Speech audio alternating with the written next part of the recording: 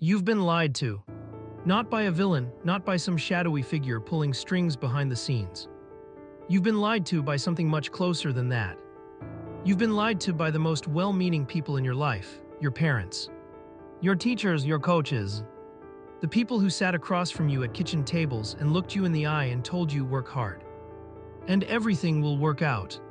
Stay disciplined, keep your head down, put in the hours, and the world will reward you. And you believed them because why wouldn't you? They weren't lying to hurt you. They were passing down the only truth they knew, the truth that had been handed to them. The truth that had been handed to their parents before them. A truth that worked once in a different economy, a different era, a different world. But here's what nobody told you, that world is gone. And the rules that governed it are gone with it. And if you are still playing by those rules, if you're still grinding, still sacrificing, still pouring every ounce of your energy into working harder, while the people around you seem to be building wealth effortlessly, it is not because you are not working hard enough. It is because you are playing a game with the wrong rulebook. And nobody ever gave you the new one. I want you to think about someone. Maybe it's your father, maybe it's an uncle, maybe it's a neighbor you grew up watching. A man who worked his entire life, who never called in sick, who never complained. Who showed up every single day with discipline and dignity and a quiet pride in his labor. And who at the end of it all had nothing to show for it. Not nothing in the emotional sense. He had a family, he had respect. He had a life lived with integrity, but financially. He was one bad month away from disaster his entire life. One medical bill. One car breaking down, one layoff, and everything would have crumbled. That man is not a failure, that man is a victim. A victim of a system that taught him to be excellent at producing value for other people, and never taught him how to capture any of it for himself. And right now, somewhere in America, there are millions of men and women just like him. Working harder than anyone around them, living with more integrity than people who earn 10 times their salary. And wondering in the quiet moments, in the dark moments, why is this not working? What am I doing wrong? Am I just not cut out for this? And the answer is not what they think it is. The answer is not that they need to work harder. The answer is that they need to understand something that school never taught them. Something that nobody in their family ever modeled for them. Something that the wealthiest people in the world understand so deeply. So instinctively that they barely even think about it consciously anymore. And that thing is this: in the modern economy, wealth is not built by trading time for money. Wealth is built by making money work for you while you sleep.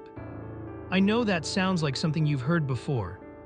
I know it might even sound like a cliche. But stay with me, because the reason most people hear this and still don't change anything is not because they don't believe it. It's because deep in their nervous system, deep in the identity they have built around hard work and sacrifice, there is a program running that says that's not for people like me. That's for people who were born into it. That's for people who got lucky. That's for people who did something I'm not willing to do. And that program, that invisible, deeply personal, deeply emotional program, is the real reason people stay broke. Not laziness, not bad luck, not the economy, the program. Dr.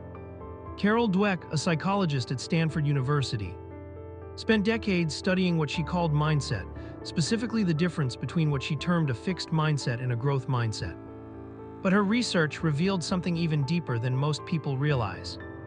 It wasn't just about whether people believed they could improve. It was about what people believed they fundamentally deserved. People with a fixed financial identity, people who had been told or had concluded that they were a certain kind of person when it came to money, did not just struggle to learn new financial behaviors. They actively resisted them, even when the path forward was clear, even when the opportunity was right in front of them, because taking it would have required them to become someone different. And becoming someone different felt like a betrayal of who they already were.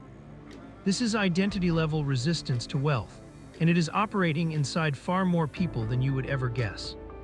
Think about the last time someone offered you a financial opportunity.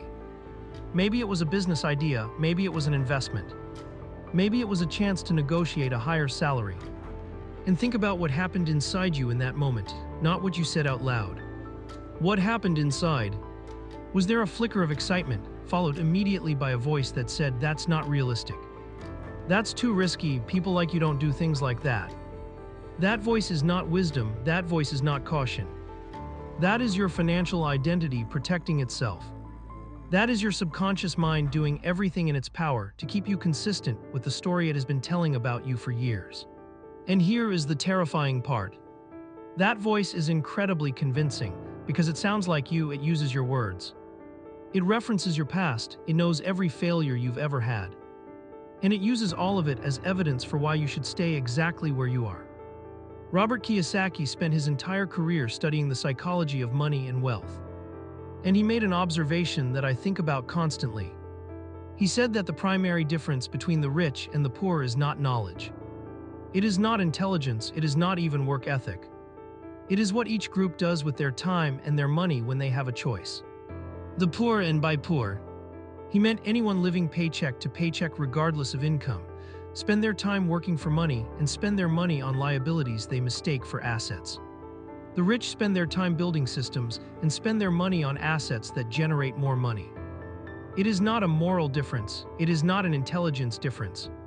It is a behavioral difference rooted in a psychological difference. A difference in what each person believes is possible for them. A difference in what each person believes they deserve. Now I want to go even deeper. Because there is a specific psychological mechanism that keeps hardworking people poor, and it has a name. It is called the laborer's identity. The laborer's identity is the deeply held belief that your value as a human being is directly tied to how hard you work. That rest is laziness, that passive income is somehow cheating. That if you are not physically, visibly, exhaustingly working, you are not worthy of the rewards. This identity is not an accident. It was installed deliberately by industrial-age systems that needed obedient. Productive workers who would not question the arrangement. Schools that rewarded compliance over creativity. Workplaces that valued presence over results. Cultures that celebrated sacrifice as a virtue, while quietly ensuring that the sacrificers never accumulated enough to stop sacrificing. And generation after generation absorbed this identity, wore it as a badge of honor. Passed it on to their children, who passed it on to theirs, and now it lives in you. Not because you chose it, but because it was given to you before you were old enough to question it. And every time you feel guilty for not working hard enough, every time you feel like rest is something you have to earn, every time you dismiss a passive income opportunity as too good to be true before you have even looked at it properly. That is the laborer's identity running its programming, keeping you in motion. Keeping you productive, keeping you tired, and keeping you broke. I want to tell you about a man named Marcus. Marcus worked in construction for 15 years. Up before sunrise every single day, home after dark, weekends on job sites. By every measure of the laborer's identity, Marcus was a success. He worked harder than almost anyone he knew. And yet at 38 years old, Marcus had less than $4,000 in savings. No investments, no assets. Just a body that was starting to break down from the physical demands of a decade and a half of relentless labor. And Marcus told himself the same story every year. Next year I'll save more. Next year I'll figure out the investment stuff. Next year things will be different. But next year always looked exactly like this year. Because Marcus had never addressed the root, he had never looked at the identity underneath the behavior. He had never asked himself, why do I feel like I don't deserve to have money working for me? Why does the idea of passive income feel somehow dishonest? Why does building wealth feel like something that belongs to a different category of person? Those questions, sitting with those questions honestly, are the beginning of everything. Because the answers that come up when you sit with them are not comfortable. They reveal things, they show you exactly where the program was installed. Exactly who installed it, exactly what it has been costing you. And they give you something extraordinarily powerful, they give you a choice. For the first time, maybe for the first time in your entire financial life, a real choice. Not a choice between this job and that job, not a choice between this expense and that expense. A choice about who you are going to be, about what story you are going to tell about yourself from this moment forward. About whether the identity you inherited is the identity you choose to keep. And that choice, that single quiet internal choice, is worth more than any financial strategy you will ever learn. Because strategies without identity change are just information. And you already have more information than you are using. You know you should be saving, you know you should be investing. You know you should be building something beyond your next paycheck. You know all of this, and yet the behavior hasn't changed. Because knowing is not the problem, believing is the problem. Believing at the deepest level, in the part of you that makes decisions before your conscious mind even gets involved, that you are the kind of person for whom wealth is a real and legitimate possibility. That is the work, that is the only work that actually changes anything. So let's talk about how to do it. Because I promised you a framework and I keep my promises. This is a 3-step process I call the identity shift method. It is not a budgeting system, it is not an investment strategy. It is a psychological rewiring process, and it works because it addresses the root, not the symptoms. Step 1 is called the audit, not a financial audit, an identity audit. Here is what you do. You sit down with a pen and paper, not a phone, not a laptop. A pen and paper, and you write down every belief you hold about money and wealth. Every single one, write them all down without judging them. Things like rich people are lucky, or I'm not good with money. Or making a lot of money requires doing something unethical. Or people in my family just don't build wealth, write all of it. And this is the critical part, next to each belief, write where it came from. Who said it first, what moment planted it, what experience reinforced it. Because when you can see the origin of a belief, when you can trace it back to a specific person, a specific moment, a specific context, it loses a significant portion of its power over you. It stops feeling like truth, it starts feeling like what it actually is. Someone else's opinion, formed in a different time, under different circumstances. By someone who was also just doing their best with what they had. And opinions, unlike truths, can be updated. Dr.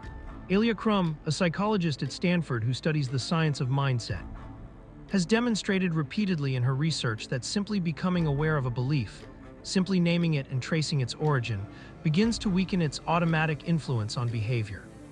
Awareness is not just philosophical, awareness is neurological. It literally changes the way the brain processes information. And that change is the foundation everything else is built on. Step 2 is called the recast. This is where you take the beliefs you uncovered in the audit and you deliberately, systematically replace them with new ones. Not wishful thinking, not toxic positivity, new beliefs that are factually defensible. Beliefs you can look at and say, this is actually true, I just never framed it this way before. For example, old belief, rich people are just lucky. Recast, some wealthy people had advantages. And some built their wealth from nothing through specific behaviors I can study and replicate. Old belief, I'm not good with money. Recast, I was never taught how to manage money effectively, and that is a learnable skill, not a personality trait. Old belief, building wealth is not for people like me. Recast, wealth has been built by people from every background, every income level, every starting point, and the common factor was not where they started, but what they decided to believe about where they could go. Write these new beliefs down, put them somewhere you will see them every morning. Not because repetition is magic, but because your brain was not built to change overnight. It was built to change through consistent, repeated exposure to new information. Every morning you choose the new belief over the old one is a day your neural pathways shift slightly. Every day you act in alignment with the new identity rather than the old one is a day the new program gets a little stronger. This is not motivation, this is neuroscience. This is how human beings actually change. Step 3 is called the evidence build. This is the most practical step. And in many ways the most important, because new beliefs need evidence to survive. If you tell yourself you are someone who builds wealth, but your daily behavior looks exactly the same as it always has, the new belief will collapse under the weight of the contradiction. So you need to start creating evidence, small evidence at first. Deliberately, intentionally small, open the investment account you have been putting off. Put $20 in it, not because $20 will make you rich, but because the action sends a signal to your subconscious. It says, I am someone who invests. Negotiate one thing this week, your salary. A freelance rate, a service you are overpaying for, not because the money matters in the short term, but because the action sends a signal. It says, I am someone who values their time and their skills. Read one chapter of a book about money, investing, or financial psychology this week. Not because the information will change your life immediately, but because the action sends a signal. It says, I am someone who takes their financial education seriously. Each of these small actions is a vote, a vote for the new identity over the old one. And as the votes accumulate, as the evidence builds, the new identity becomes more real, more solid, more automatic. Until one day, and this day will come if you do the work, you wake up and realize that the old voice is quieter, that the guilt around wanting more has softened, that the opportunities you used to dismiss without thinking are now things you actually consider, that the person you are becoming financially no longer feels like a stranger. It feels like you, the real you, the you that was always there underneath the programming. There is a researcher named Sendhil Mullainathan, a Harvard economist and MacArthur Fellow, who spent years studying the psychology of scarcity. And what he found was this: scarcity, whether of money, time, or resources, does not just affect what you have. It affects how you think. When people are in a state of financial scarcity, their cognitive bandwidth, their ability to think clearly, plan ahead, make good decisions is measurably reduced. Not because they are less intelligent, because their mental energy is consumed by the immediate pressure of not having enough. He called it the bandwidth tax. And it means that the very people who most need to make good financial decisions are operating with the least mental capacity to make them. This is not a moral failing, this is cognitive science. And understanding it changes everything. Because it means that getting out of the scarcity cycle is not just about making more money. It is about breaking the mental grip that scarcity has on your decision-making. It is about creating enough psychological breathing room that your brain can actually see the longer game, can actually consider the investment instead of just the immediate expense, can actually negotiate instead of just accepting, can actually build instead of just survive. And that breathing room starts not with a raise, not with a windfall, not with a lucky break, but with a shift in how you see yourself in relation to money.